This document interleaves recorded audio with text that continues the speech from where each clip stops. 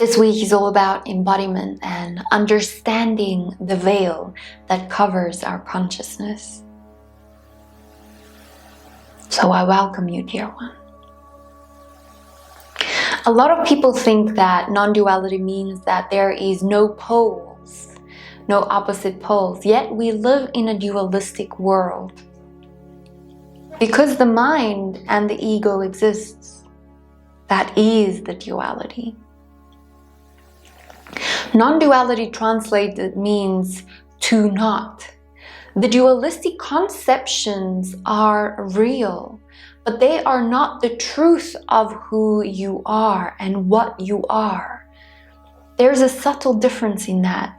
The experience of no dual consciousness starts with the intuition of its existence. If there is nothing other than pure consciousness, then the knowing might arise that you are also simply pure consciousness.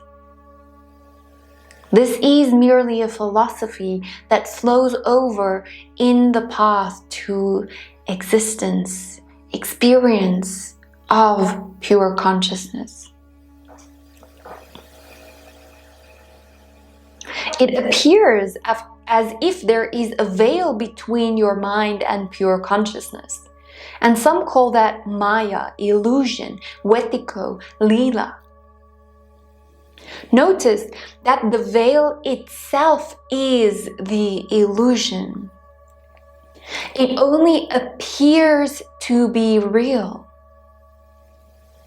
Like the sun rising and setting. The mind will interrupt here and say, if the veil does not exist, then why not contemplate only the formless, non-dual consciousness? Mind is clever. The mind will always try to identify with the waves occurring in the illusionary veil.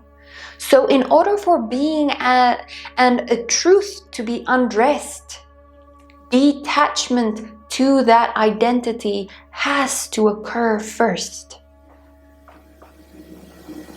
So as long as this veil appears to exist, why not get to know it and master this veil so that the attachments to that can start dissolving?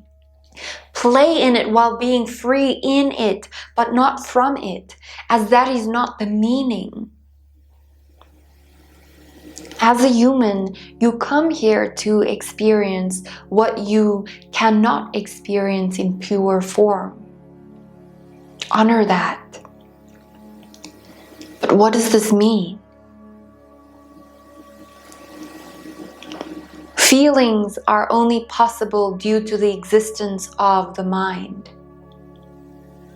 So that could suggest that we came here to feel. We came here to experience feeling, everything from pleasure to pain, the whole spectrum. There is no good or bad. That is the mind dressing the feeling in an opinion. Sensation and feeling themselves do not know the difference between pleasure and pain. Only thoughts do.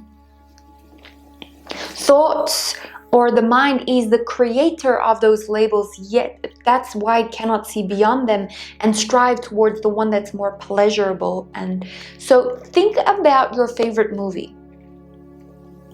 It didn't make you feel only good things, did it? When this divine play causes you to feel things, the formless gets to experience a feeling. Thus, the mind, the ego, and this very human vessel is very loved and very precious. The infinite gets to experience how it feels to be finite. There are a lot of clusters, patterns, structures within this veil, so that the waves and the attachments can be observed. This is something that we will go into in another time, or even in another course, as it's extremely deep. But for now, it is just important to understand the basics that follow. You appear in the non-existent veil as body, breath, conscious mind, active unconscious mind, and latent unconscious mind.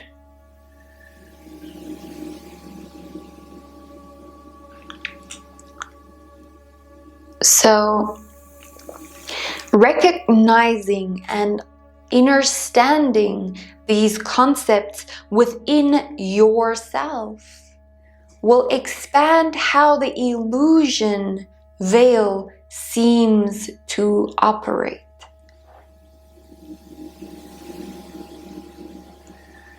Practicing and mastering these concepts can turn them into tools to move beyond the identification to them. Opening the playground for you in this veil is detachment in a way.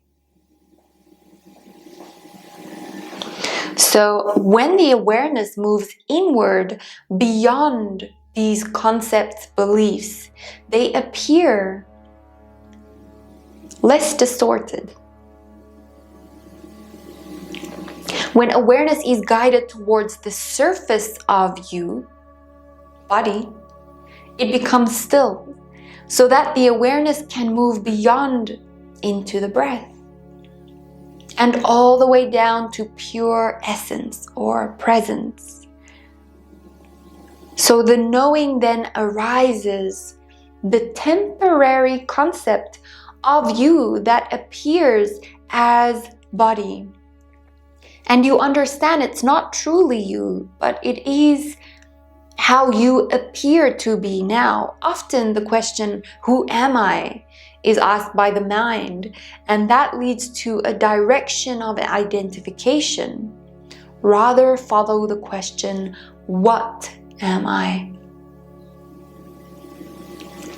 In the open awareness that is unaffected or barely engaged by the motion and the waves of the illusionary veil, allows for the awareness to move beyond all of the concepts, all of the structures, all of the beliefs, into a pure, naked truth of consciousness, reality. This is allowing pure consciousness to reveal itself, like the sun. Until this is realized truthfully, there will appear to be a path to walk in the non-existing veil.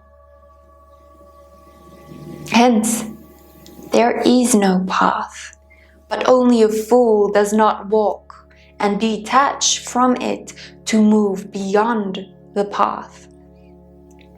There is no practice, but only a fool does not do and detach from it to move beyond the practice. There is no veil, but only a fool doesn't purify and detach from it to move beyond it.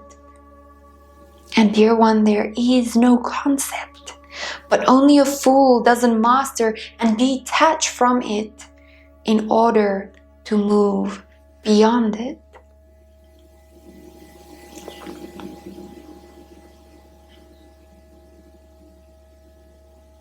The play of consciousness is maybe not meant to be understood. Instead, just experienced and adored in its mystery and in its beauty.